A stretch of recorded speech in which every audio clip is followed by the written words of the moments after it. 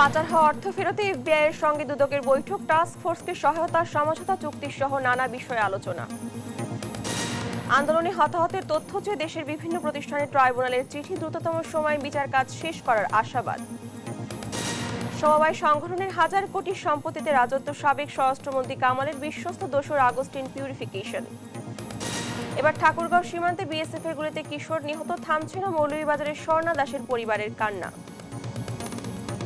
এবং দেশে আবার ঢুকছে রোহিঙ্গারা, দালালদের মাধ্যমে অনুপ্রবেশ করে থাকছে ভাড়া বাসায়, অপেক্ষায় আরো 40,000।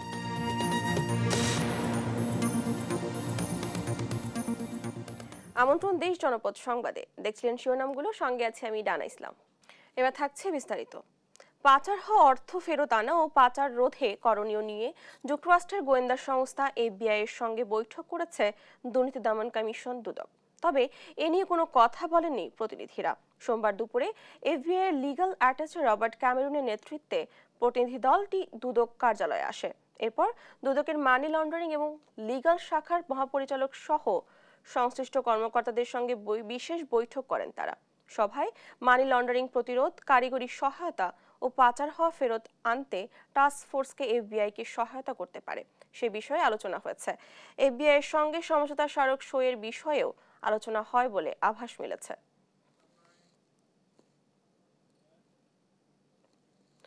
বৈষম্য বিরোধী ছাত্র আন্দোলন শুধু কোটার জন্য হয়নি, এর পেছনে মূল কারণ হিসেবে কাজ করেছে ঘুষ, দুর্নীতি ও দ্রব্যমূল্যের ঊর্ধ্বগতি। এমন মন্তব্য করেছেন স্বরাষ্ট্র উপদেষ্টা লেফটেন্যান্ট জেনারেল অবসরপ্রাপ্ত জাহাঙ্গীর আলম চৌধুরী। সকালে রাজধানী বকশীবাজারে কারা অধিদপ্তরের কর্মকর্তাদের সঙ্গে মতবিনিময় সভায় এসব কথা বলেন তিনি। কারাগারকে সংশোধনাগার হিসেবে গড়ে তোলার আহ্বান জানিয়ে উপদেষ্টা বলেন, ঘুষ দুর্নীতি বন্ধের মাধ্যমে কারাগারের বেশিরভাগ সমস্যার সমাধান সম্ভব। এ সময় কারারক্ষীদের প্রশিক্ষণের মাধ্যমে দক্ষতা বৃদ্ধির তাগিদ দিয়ে তিনি বলেন, কারারক্ষী ও কয়েদিদের খাবারের মান উন্নত করতে হবে। এ সময় কারা কর্মকর্তা কর্মচারীদের বিভিন্ন দাবি দেওয়া সম্পর্কে অবহিত হন উপদেষ্টা। কারারক্ষীরা তাদের যে সমস্যার কথা বলে, তবে একটা বড় সমস্যা তাদের খাওয়ার মান ঠিক নেই। এটার ভিতরে একটা বড় ধরনের ঝামেলা আছে। এটার ভিতরে আপনারা যারা যারা ইনভলভ আছেন তারা সাবধান হয়ে যান, কোনো ধরনের ছাড় দেওয়া হবে না। কারারক্ষীদেরও খাবারের মানের উন্নতি করতে হবে এবং যারা কয়েদি তাদেরও খাওয়ার মান উন্নতি করতে হবে। যেইভাবে হোক ঘুষ বন্ধ করতে হবে, এটার কিন্তু কোনো অল্টারনেটিভ নাই। রাষ্ট্রপতি ও সশস্ত্র বাহিনীর সর্বাধিনায়ক মোহাম্মদ শাহাবুদ্দিনের সঙ্গে সাক্ষাৎ করেছেন সেনাবাহিনীর প্রধান জেনারেল ওয়াকারুজ্জামান। বঙ্গভবনে এই সাক্ষাৎকালে সেনাবাহিনীর সার্বিক কার্যক্রম সম্পর্কে রাষ্ট্রপতিকে অবহিত করেন তিনি। দেশে আইন শৃঙ্খলা ও শান্তিপূর্ণ পরিবেশ বজায় রাখতে সেনাবাহিনীর কার্যক্রমও তুলে ধরেন। এ সময় দেশের সার্বিক আইন শৃঙ্খলা পরিস্থিতি রক্ষা ও জনগণের জানমালের নিরাপত্তা প্রদানে সেনাবাহিনীর ভূমিকার প্রশংসা করেন রাষ্ট্রপতি। এছাড়া দেশের উত্তর ও দক্ষিণ পূর্বাঞ্চলের সাম্প্রতিক বন্যায় বানভাসী মানুষের কাছে ত্রাণ পৌঁছানো এবং উদ্ধার কাজে সেনা সদস্যদের কর্মকাণ্ডের প্রশংসা করেন তিনি।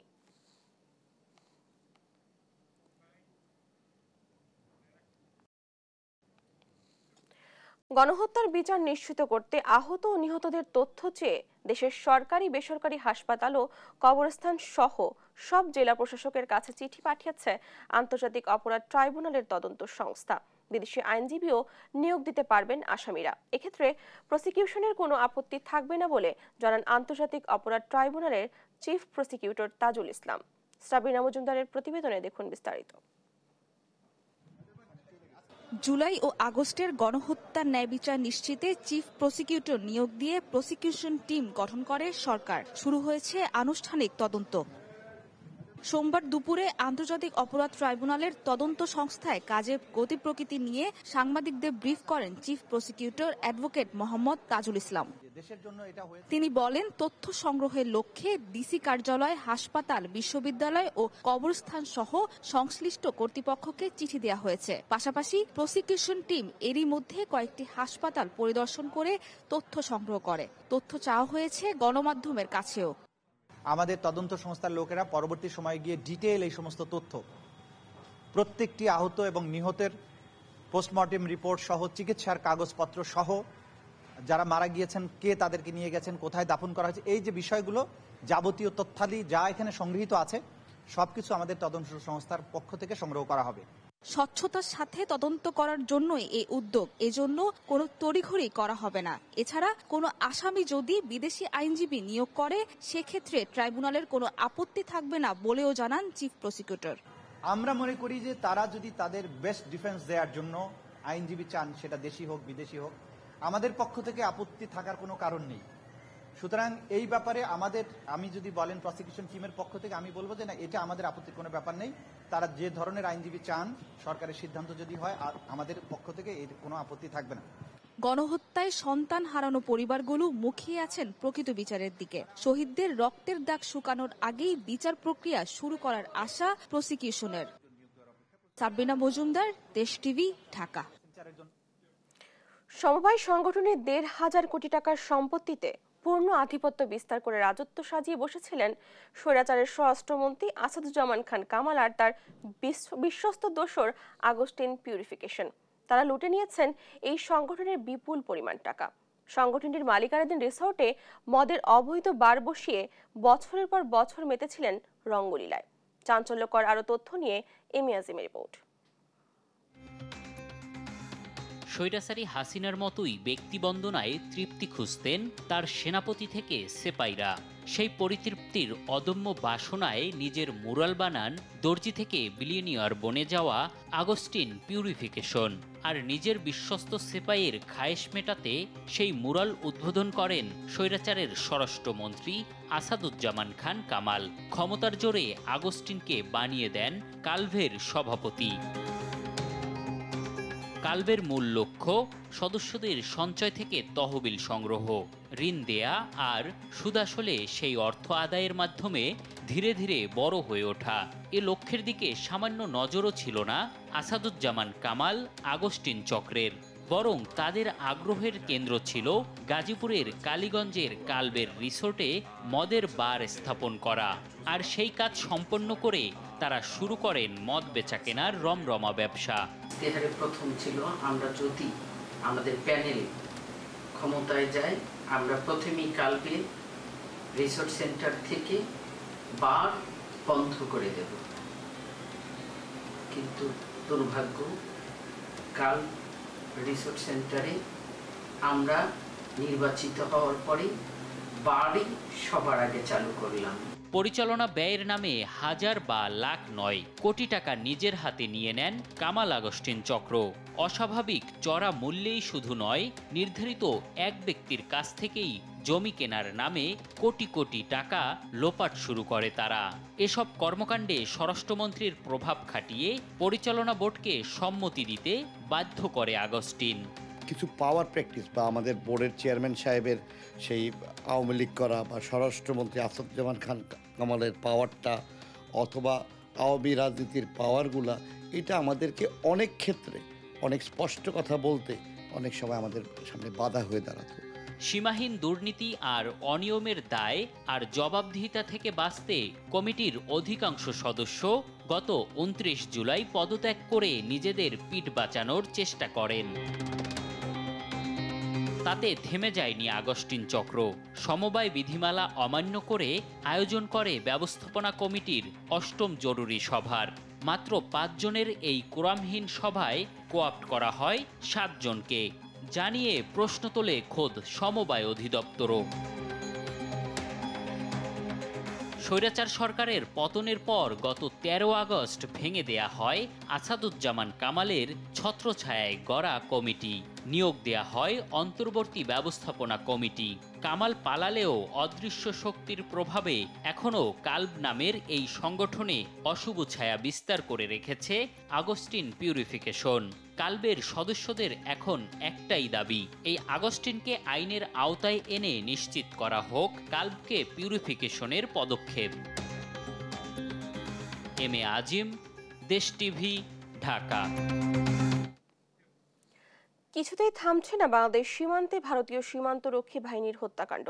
এবার ঠাকুরগাঁয়ের বালিয়াডাঙ্গি সীমান্তে বিএসএফ এর গুলিতে জয়ন্ত কুমার সিংহ নামে এক বাংলাদেশি কিশোরের মৃত্যু হয়েছে। আহত হয়েছেন তার বাবা ও আরেকজন। সোমবার ভোরে বালিয়াডাঙ্গি উপজেলার ধনতলা ইউনিয়নের কান্তিভিটা সীমান্তের ৩৯৩ নম্বর পিলার এলাকায় এই ঘটনা ঘটে। পুলিশ জানায় বিএসএফ এর গুলিতে একজন কিশোরের মৃত্যু হয়েছে আর আহত দুজন রংপুরে চিকিৎসাধীন আছেন। মরদেহ নিয়ে গেছে বিএসএফ। এ বিষয়ে ৫০ বিজিবি ব্যাটালিয়নের অধিনায়ক lieutenant colonel general Tangier Ahmed বলেন, প্রকৃত ঘটনা জানার পাশাপাশি মরদেহ ফেরত পেতে কাজ চলছে।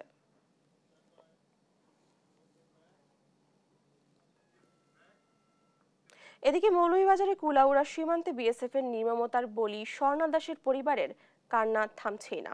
বাকরুদ্ধ তার বাবা মা, মাতম চলছে প্রতিবেশীদের মাঝেও। ঘটনার বিচার চেয়ে সীমান্তে আর যাতে কেউ হত্যার শিকার না হয় সে বিষয়ে কঠোর পদক্ষেপ চায় স্বর্ণার সহপাঠী সহ এলাকাবাসী। সালে এলাহি কুটির তথ্যচিত্রে ফারিয়া ইসলামের ডেস্ক রিপোর্ট। বিএসএফ এর গুলিতে অষ্টম শ্রেণীর ছাত্রী স্বর্ণা দাসকে হারিয়ে পরিবারে চলছে শোকের মাতম। শোকে কাতর মা সঞ্জিতা দাস। এমন মৃত্যুতে এলাকায় নেমে এসেছে শোকের ছায়া। স্বর্ণা মৌলভীবাজারের জুড়ি উপজেলার কালনিগড় গ্রামের পরেন্দ্র দাসের মেয়ে। দালালের মাধ্যমে রাতে কুলাউড়ার লালারচক সীমান্ত দিয়ে মায়ের সাথে ভারতের ত্রিপুরায় আত্মীয়দের বাড়ি যাবার পথে বিএসএফ এর গুলিতে মৃত্যু হয় স্বর্ণার। মা সঞ্জিতা দাস রাতের আধারে গুলিবদ্ধ মেয়ের হাত ধরে টেনে কিছু দূর নিয়ে আসেন। তখন মেয়ে স্বর্ণা মাকে তার প্রাণ রক্ষা করতে বলে। চোখের সামনে মেয়ের নির্মম মৃত্যুতে মা সঞ্জিতা দাস শোকে পাথর। বাবা পরেশ দাস বারবার মূর্ছা যাচ্ছেন, বলেন স্বর্ণার ভাই। মার বোন গুলিবিদ্ধ হওয়ার পরে মাকে শুধুমাত্র সেবার কথা বলেই সে ফিরে যায়। তারপর তো আর মা তাকে নিয়ে আসেন। এরপর তো মা তো খুবই অসুস্থ, নিজের প্রতি শরীরের খুবই অবস্থা আছে। আমার বাবারও মাথা কাজ করতেছে না, খুব অসুস্থভাবে আসেনি।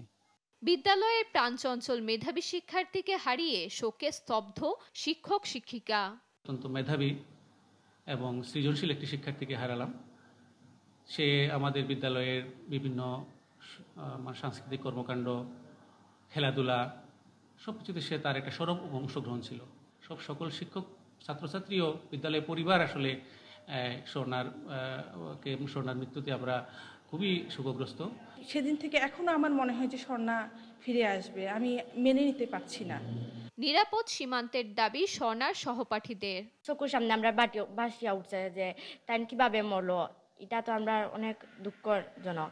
স্বর্ণা এভাবে মারা গেছে, আমরা চাই না আমরা যে সহপাঠী এভাবে মারা যাক, তাই যে ইলা গুলি খাইয়া মারা গেছে এর আমরা বিচার চাই। একটা মেয়েকে এভাবে হত্যা করলে সবারই কষ্ট হয়। সে অনেক ভালো ছিল, প্রোগ্রামে খেলতো। মর্মান্তিক মৃত্যুকে মেনে নিতে পারছেন না শান্ত এই জনপদের মানুষ। ঘটনার সুষ্ঠু বিচারের দাবি স্থানীয়দের। কালনিগড় সহ পুরা জুড়ি উপজেলা স্বর্ণার মৃত্যুতে আসলে একেবারে শোকাহত। বর্তমানে এলে স্বর্ণার মা এবং স্বর্ণার বাবা কথা বলতে পারছেন না। দালালের কপ্পরে পরে দালালে রাত্রে লইয়া গেছে, কইছে যে সকাল হইলে এরা আইব ফার্স্টায় আর ওখানে দেখা করাইলে লইয়া গেছে। লইয়া যাওয়ার পরেই তো বিএসএফ এর গুলিতে নিহত হয়েছে। মৃত্যুর দুদিন পর মরদেহ হস্তান্তর করে বিএসএফ। এই ঘটনায় দেশ জুড়ে সমালোচনার ঝড় উঠেছে। News desk, Desh TV. আবার বাংলাদেশে ঢুকে পড়ছে রোহিঙ্গারা। সীমান্তে নজরদারি বাড়ানোর কথা বলা হলেও ঠেকানো যাচ্ছে না অনুপ্রবেশ। অর্থের বিনিময়ে দালালদের মাধ্যমে বাংলাদেশে ঢুকছে তারা। আবার অনেকেই থাকছেন স্থানীয়দের থেকে নেওয়া ভাড়া ঘরে। সূত্র বলছে আরও 40,000 রোহিঙ্গা অনুপ্রবেশের অপেক্ষায়। এ নিয়ে কার্যকর পদক্ষেপ নেই শরণার্থী কমিশনেরও। সহকর্মী সৌরভ দেবের রিপোর্টে দেখুন বিস্তারিত। বাংলাদেশ সীমান্ত ঘেঁষা মিয়ানমারের বন্দর শহর মংডুতে বিদ্রোহী ও জান্তা বাহিনীর তীব্র লড়াই চলছে। প্রতিনিয়ত ভেসে আসছে গুলির শব্দ, বোমা বিস্ফোরণে প্রকম্পিত হচ্ছে বিভিন্ন এলাকা। এদিকে যুদ্ধের কারণে উখিয়া ও টেকনাফের বিভিন্ন পয়েন্ট দিয়ে এখনো বাংলাদেশে অনুপ্রবেশ করছে রোহিঙ্গারা। সরকারি হিসেব মতে নতুন করে অনুপ্রবেশ ঘটেছে প্রায় 8,000 রোহিঙ্গা। তবে স্থানীয়রা বলছেন এই সংখ্যা আরও বেশি। অনুপ্রবেশ করা রোহিঙ্গারা জানান ওপারে ভয়াবহ যুদ্ধ চলছে। প্রাণ বাঁচাতে বাংলাদেশে আসা ছাড়া আর কোনো উপায় নেই তাদের। মন্ডপ মধ্যে আছে হাম বাজি লেগে মেটেরিয়াল হাম যুদ্ধ চলে তারা মারামারি চলে তারা মারামারি চলতে তারা মরানো মরে নারানো দেখি মুসলমান খারাপ মধ্যে আছে তারা বুম তুলে দেড় দাদা মানে খান কর্ম ফরি আটেন সিরিগে বাংলাদেশের মধ্যে হইতে আসি দিবে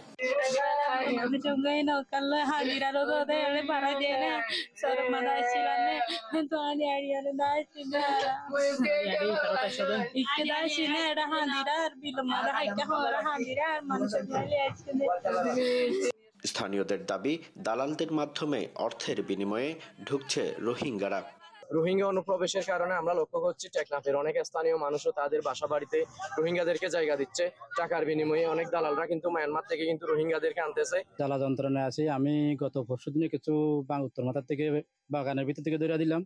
আজকেও 3টার দিকে কিছু বিজিবির হ্যান্ড ওভার করলাম। এখনো অথবা এক বাড়িতে 20-25 জন রোহিঙ্গা আছে। এদিকে গত কয়েকদিনে কি পরিমাণ রোহিঙ্গা অনুপ্রবেশ ঘটেছে তা নিয়ে কথা বলতে রাজি হয়নি শরণার্থী কমিশন। যারা এসেছে তাদের নিয়ে বাংলাদেশের সরকারি কোনো পদক্ষেপের কথাও জানাতে পারেননি কমিশনার। রোহিঙ্গা নেতারা বলছেন, নতুন করে সৃষ্ট পরিস্থিতিতে বাংলাদেশের উপর অতিরিক্ত চাপ হয়ে যাচ্ছে। গুলি লই মারি বেশ মানুষ পুরাবেলা কম মানুষ বাংলাদেশের ভিড় করে তুলি দিয়ে জলদি ইন্টারন্যাশনাল কমিউনিটি আর কানাম মাঝে আর টুপি দিয়ে আরে একখান সেফ জোন গরিবের লাই বেশা রিকোয়েস্ট করছিলাম। সীমান্তে নজরদারি বাড়ানোর কথা বললেও কিভাবে এত রোহিঙ্গার নতুন করে অনুপ্রবেশ তা নিয়ে কোনো বক্তব্য পাওয়া যায়নি বিজিবি বা কোস্ট গার্ডের। নির্ভরযোগ্য সূত্র বলছে, কমপক্ষে আরও 40,000 রোহিঙ্গা বাংলাদেশে অনুপ্রবেশের অপেক্ষায় আছেন। সৌরভ দেব, দেশ টিভি, কক্সবাজার। চাঁপাইনবাবগঞ্জে তীব্র গরমে বেড়েছে নিউমোনিয়া রোগের প্রাদুর্ভাব। এ নিয়ে আরো জানাতে যুক্ত হচ্ছেন সহকর্মী তারেক রহমান। তারেক, হাসপাতালে রোগীর চাপ কেমন দেখছেন, কি বলছেন চিকিৎসক ও রোগীরা? ডানা, আপনি যেমনটি বলছিলেন, আমি কিন্তু সকাল থেকেই এই চাঁপাইনবাবগঞ্জ জেলা হাসপাতালে আছি। আমি এখানে এসে যে বিষয়টি জানতে পেরেছি, এখানে কিন্তু যেমন লোডশেডিং চলছে তেমনই কিন্তু তীব্র গরম পড়েছে। এই ভয়াবহ লোডশেডিং এবং গরমের কারণে কিন্তু বিশেষ করে শিশুরা বিভিন্ন রোগে আক্রান্ত হচ্ছে। জ্বর, নিউমোনিয়া এবং ডায়রিয়ায় তারা আক্রান্ত হচ্ছে এবং আক্রান্ত হয়ে তারা কিন্তু এই হাসপাতালে আসছেন চিকিৎসা নিতে। এখন পর্যন্ত অর্ধশত রোগী আজকে কিন্তু এই শিশু ওয়ার্ডে ভর্তি রয়েছেন।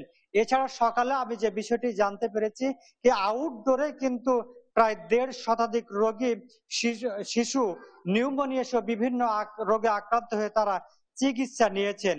সকালে আমার সাথে কথা হয়েছিল এই চাঁপাইনবাবগঞ্জ 250 শয্যা বিশিষ্ট জেলা হাসপাতালের শিশু রোগ বিশেষজ্ঞ ডাক্তার মাহফুজ রাহানের সাথে। তিনি প্রচন্ড গরমের কারণে কিন্তু শিশুরা নিউমোনিয়া এবং জ্বর সহ বিভিন্ন রোগে আক্রান্ত হচ্ছে। তারা কিন্তু প্রতিনিয়তই এখানে আসছেন এবং চিকিৎসা নিচ্ছেন এবং অনেকে কিন্তু সুস্থ হয়ে আবার বাড়িও ফিরে যাচ্ছেন। আপনাদেরকে বলে রাখি ডানা, এই চাঁপাইনবাবগঞ্জ কিন্তু 5টি উপজেলা নিয়ে গঠিত। নাচল, গোমস্তাপুর, ভোলাহাট এবং এই চাঁপাইনবাবগঞ্জ। এখানে জেলার বিভিন্ন স্তরের নেতা কিন্তু রোগীরা কিন্তু এই হাসপাতালে আসেন চিকিৎসা নিতে। আমরা কয়েকজন রোগীর সাথে কথা বলেছিলাম, তারা আমাদেরকে যে বিষয়টি জানিয়েছেন যে তারা এখান থেকে পর্যাপ্ত পরিমাণে ওষুধ পেলেও কিন্তু কিছু কিছু ওষুধ বাইরে থেকে কিনতে হচ্ছেন বলে আমাদেরকে জানিয়েছেন। যে ডানা, এই ছিল আমার কাছে চাঁপাইনবাবগঞ্জ হাসপাতালের সর্বশেষ অবস্থা। তারেক, ধন্যবাদ আপনাকে। চাঁপাইনবাবগঞ্জ থেকে যুক্ত ছিলেন আমাদের সহকর্মী। দেখছেন দেশ জনপদ সংবাদ। রাজশাহীতে চলছে মামলার হিড়িক। 5 আগস্টের পর জেলা ও মহানগরে মামলা হয়েছে 67টি। যেসব মামলার আসামি আওয়ামী লীগ নেতাকর্মীরা। দেশে ছিলেন না এমন নেতাকেও আসামি করা হয়েছে। তালিকা রয়েছে নিজ দলের নেতারাও, জানি বিব্রত বিএনপির সিনিয়র নেতারা। রাজশাহী থেকে কাজী শাহেদের প্রতিবেদনে বিস্তারিত। রাজশাহীর গোদাগাড়ি পৌর আওয়ামী লীগের সাধারণ সম্পাদক নাসিমুল হক চিকিৎসার জন্য ভারতে ছিলেন। 3 আগস্ট গিয়ে 13 আগস্ট দেশে ফেরেন। 5 আগস্ট থানায় হামলা ও ভাঙচুরের ঘটনায় দায়ের হওয়া মামলার আসামি তিনি। কৃষক দলের নেতা মামলা করেছেন, তাতে আওয়ামী লীগ নেতাকর্মীদের সঙ্গে আসামি বিএনপি নেতাকর্মীরা। এ নিয়ে মানববন্ধন করে ওই নেতাকে দল থেকে বহিষ্কারের দাবি তুলেছেন স্থানীয়রা। গত 5 আগস্ট আওয়ামী লীগ সরকারের পতনের পর রাজশাহীর বিভিন্ন থানায় মামলা হতে শুরু করে। যেসব মামলার আসামি সাবেক প্রধানমন্ত্রী শেখ হাসিনা থেকে শুরু করে ওয়ার্ড আওয়ামী লীগের নেতাকর্মীরা। ঢালাও এমন মামলা নিয়ে বিব্রত বিএনপি নেতারা। যারা অ্যাকচুয়াল অপরাধ করেছে, যারা অপরাধী, তাদের বিরুদ্ধে মামলা করুক, কোনো মামলা ঢালাভাবে নেবেন না। এখন ভুয়া কিছু লোক, তারা যারা আওয়ামী লীগের সঙ্গে ছিল, যারা এই 15 বছরের নির্যাতন করেছে, তারা নিজেরাই বাঁচার জন্য বিএনপি লোকের কথা বলে তারা বিভিন্নভাবে ফয়দা লোটার জন্য মামলা করছে। সিনিয়র আইনজীবীরা বলছেন, রাজনৈতিক বৈরিতা ও দীর্ঘদিনের ক্ষুব্ধ মনোভাবের কারণে মামলায় এমন ঢালাও আসামি। তদন্তে পুলিশ অপরাধী চিহ্নিত করে দেয়, অভিযোগপত্রে ভুল হলে মামলা ক্ষতিগ্রস্ত হবে। তদন্ত করে নিশ্চয়ই যারা জড়িত নয় তাদের নামটা বাদ দিয়ে দেবে সঙ্গত কারণে, আর যারা আসল অপরাধী তারা থাকবে। চার্জশিটে যদি ওরকম ভুল চলে আসে তখন মামলার ক্ষতিগ্রস্ত হবে। ব্যক্তিগত আক্রোশ থেকে, একটা হয়তো রাজনৈতিক আক্রোশ থেকে, এই সমস্ত আক্রোশের জায়গা থেকে এই লোকগুলোকে আসামি করা হচ্ছে। এগুলো একটা হেনস্থামূলক মামলা। পুলিশের দেয়া তথ্য বলছে, রোববার পর্যন্ত জেলায় 29 ও মহানগরে 38টি মামলা হয়েছে। তবে মামলাগুলোর তদন্তে কোনো নিরপরাধ মানুষ যাতে না জড়ায় সেদিকে গুরুত্ব দেওয়া হবে বলে জানান পুলিশ কর্মকর্তারা। যদি কোনো অভিযোগ থাকে তাহলে এটি আমরা খতিয়ে দেখব এবং আইও আছে মামলার তদন্তকারী কর্মকর্তা, তারা যথাযথভাবে তদন্ত করবেন। কিছু মামলা হচ্ছে, এখন আমরা যখন এটা তদন্তের সময় আমরা অবশ্যই দেখব যে কার ইনভলভমেন্ট আছে না অথবা নাই। স্থানীয় নেতাদের পাশাপাশি কেন্দ্র থেকেও মিথ্যা মামলা না দিতে নির্দেশনা আছে বিএনপির। তবে যারা নিহত ও আহত হয়েছেন এমন ব্যক্তিদের মামলায় সহযোগিতা করতে চায় দলটি। কাজী শাহেদ, দেশ টিভি, রাজশাহী।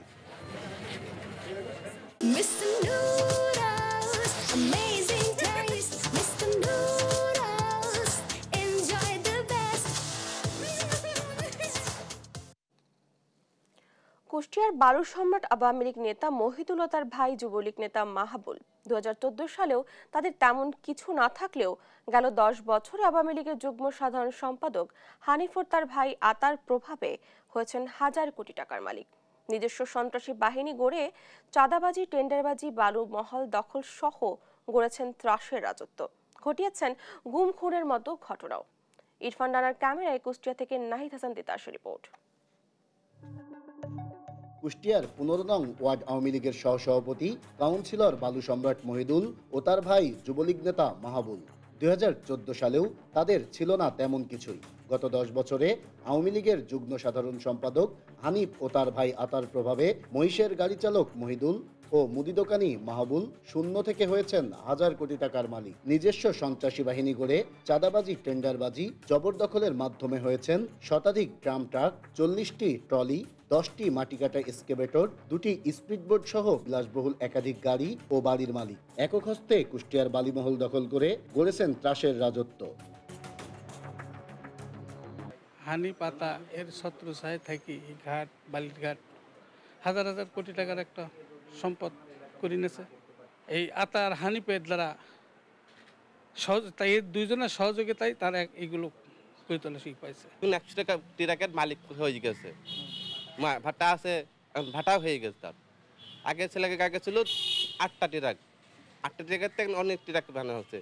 তাদের দুই ভাইয়ের এ রাজত্বে প্রতিপক্ষ দমনে তারা সাধারণ মানুষের উপর চালিয়েছেন নির্যাতন, ঘটিয়েছেন গুম খুনের মতো ঘটনাও। এদের আইনের আওতায় এনে কঠোর শাস্তির দাবি স্থানীয়দের। আমাদের এলাকাতে যে রাস্তাটা, এটা বালিরঘাট কেন্দ্রিক, তো বিভিন্ন গাড়ি ঘোড়া চলার কারণে আমাদের রাস্তাটা একদম বেহাল দশা।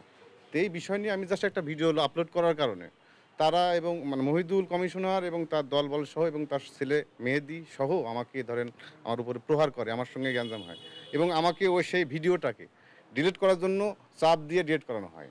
এর সুষ্ঠু তদন্ত হোক, আইনানুগ ব্যবস্থা নেওয়া হোক, এবং এই অসহায় মানুষদের উপরে যেসব নির্যাতন করা হয়েছে তার দৃষ্টান্তমূলক শাস্তি হোক। তবে এ বিষয়ে কথা বলতে যুবলীগ নেতা মাহবুলকে পাওয়া না গেলেও আওয়ামী লীগ নেতা মহিদুলের দাবি, এসব সম্পদ তারা গড়েছেন তার বাবার জমিতে ধান চাষ করে। আমার কিছু ছিল না, মানে আমার বাবার জমি ছিল না, ধান লাগাতাম।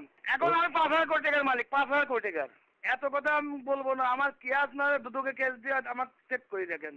এই আওয়ামী লীগ নেতা মহিদুল ও যুবলীগ নেতা মাহবুল গত 5 আগস্ট স্বৈরাচার শেখ হাসিনা সরকার পতনের দিন শহরের থানাপাড়া এলাকার সবুজ হত্যা মামলার আসামি হলেও এখনও নিজস্ব সন্ত্রাসী বাহিনীর প্রভাবে বহাল তবিয়তে রয়েছেন নিজ এলাকাতেই।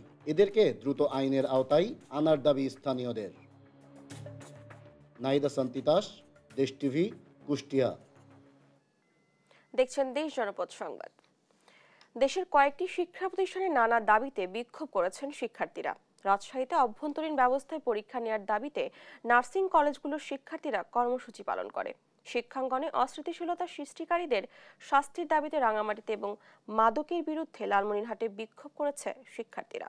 সহকর্মীদের তথ্য ছবিতে আপন রিপোর্ট। বেশ কিছু দাবিতে আন্দোলন করছেন দেশের বিভিন্ন শিক্ষা প্রতিষ্ঠানের শিক্ষার্থীরা। অভ্যন্তরীণ ব্যবস্থায় পরীক্ষা নেওয়ার দাবিতে কর্মসূচি করেন রাজশাহীর নার্সিং কলেজগুলোর 2019-20 শিক্ষাবর্ষের শিক্ষার্থীরা। সোমবার সকালে বিভাগীয় কমিশনারের কার্যালয়ের সামনে প্রতীকী ক্লাস ও পরীক্ষা দেয় তারা। শিক্ষার্থীদের অভিযোগ, ঢাকা, চট্টগ্রাম ও সিলেট অঞ্চলের একই শিক্ষাবর্ষের শিক্ষার্থীদের পরীক্ষা এরই মধ্যেই শেষ।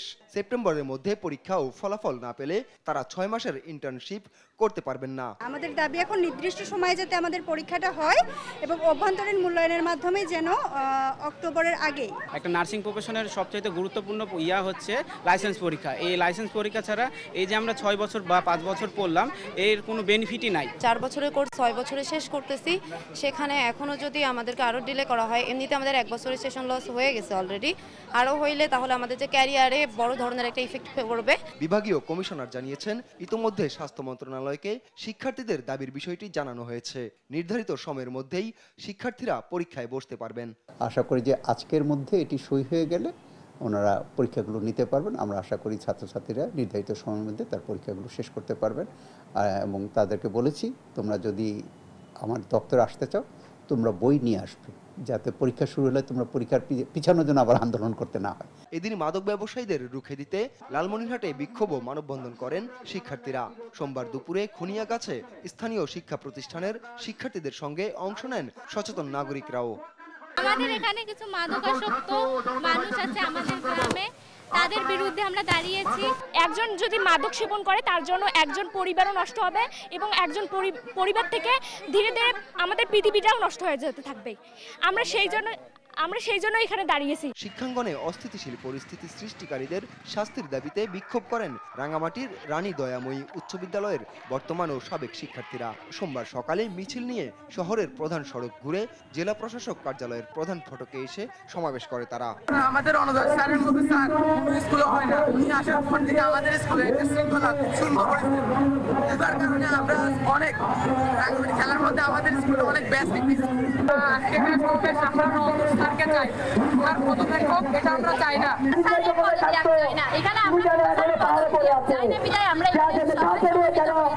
আপনপু, নিউজ ডেস্ক, দেশ টিভি।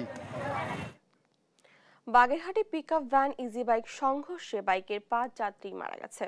সর্বশেষ আহত একজনের হাসপাতালে মৃত্যু হয়। সোমবার সকালে বাগেরহাট খুলনা মহাসড়কের টাউন নোয়াপাড়া এলাকায় এই দুর্ঘটনা ঘটে। জানা যায়, খুলনাগামী একটি পিকআপ ভ্যানের সঙ্গে বিপরীত দিক থেকে আসা ইজি বাইকের সংঘর্ষ হয়। এতে ঘটনাস্থলে ইজি বাইকের 3 যাত্রী মারা যায়। আহত 2 জনের মধ্যে একজন হাসপাতালে নেয়ার পথে মারা যায়, আর চিকিৎসাধীন অবস্থায় অপরজনের মৃত্যু হয়। দুর্ঘটনার পরপরই পিকআপ ভ্যানটি পালিয়ে যায়।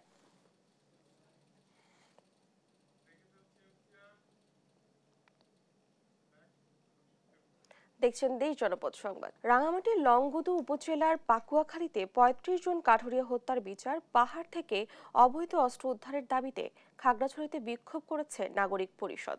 সোমবার সকালে পার্বত্য চট্টগ্রাম নাগরিক পরিষদের উদ্যোগে শহরের শাপলা চত্বরে সমাবেশ হয়। বক্তারা বলেন, দীর্ঘ 29 বছর পেরিয়ে গেলেও 35 কাঠুরিয়া হত্যার এখনো বিচার হয়নি। প্রতিনিয়ত হত্যা, অপহরণ, চাঁদাবাজির মতো ঘটনা ঘটছে। জেএসএস ইউপিডিএফ এর সশস্ত্র কার্যক্রমে পাহাড়ের মানুষ অতিষ্ঠ হয়ে উঠেছে। সমাবেশ থেকে 35 কাঠুরিয়া হত্যার বিচার, পাহাড় থেকে অবৈধ অস্ত্র উদ্ধার, গুম খুন, চাঁদাবাজি বন্ধে দ্রুত ব্যবস্থা নেওয়ার দাবি জানানো হয়। টানা 15 দিন পানি ছাড়ার পর সোমবার সকাল 10টায় বন্ধ করা হয় রাঙামাটির কাপ্তাই বাঁধের 16টি জলকপাট। অতিবর্ষণ ও উজানের ঢলে কাপ্তাই লেকের পানি বিপদসীমা অতিক্রম করায় গেল 25 আগস্ট সকাল 8টায় খুলে দেওয়া হয় এসব জলকপাট। সে সময় 6 ইঞ্চি করে খোলা হলেও পরবর্তীতে পর্যায়ক্রমে তা বাড়ানো হয়। আর 3 সেপ্টেম্বর সর্বোচ্চ 60 ইঞ্চি করে পানি ছাড়া হয়। সেদিন কাপ্তাই লেকের পানির লেভেল ছিল 108.65 ফুট মিন সি লেভেল। লেকের সর্বোচ্চ পানি ধারণ ক্ষমতা 109 ফুট মিন সি লেভেল। এদিকে কাপ্তাই লেকে পর্যাপ্ত পানি থাকায় বর্তমানে কর্ণফুলী বিদ্যুৎ কেন্দ্রের 5টি ইউনিটে দৈনিক গড়ে 210 হতে 220 মেগাওয়াট পর্যন্ত বিদ্যুৎ উৎপাদন হচ্ছে বলে জানিয়েছে পিডিবি।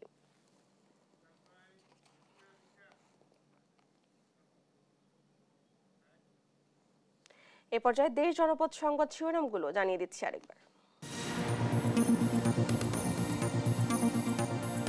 পাচার হওয়া অর্থ ফেরতে এফবিআই এর সঙ্গে দুদকের বৈঠক, টাস্ক ফোর্সকে সহায়তা, সমঝোতা চুক্তি সহ নানা বিষয়ে আলোচনা। আন্দোলনে হতাহতের তথ্য চেয়ে দেশের বিভিন্ন প্রতিষ্ঠানের ট্রাইব্যুনালের চিঠি, দ্রুততম সময়ে বিচার কাজ শেষ করার আশাবাদ।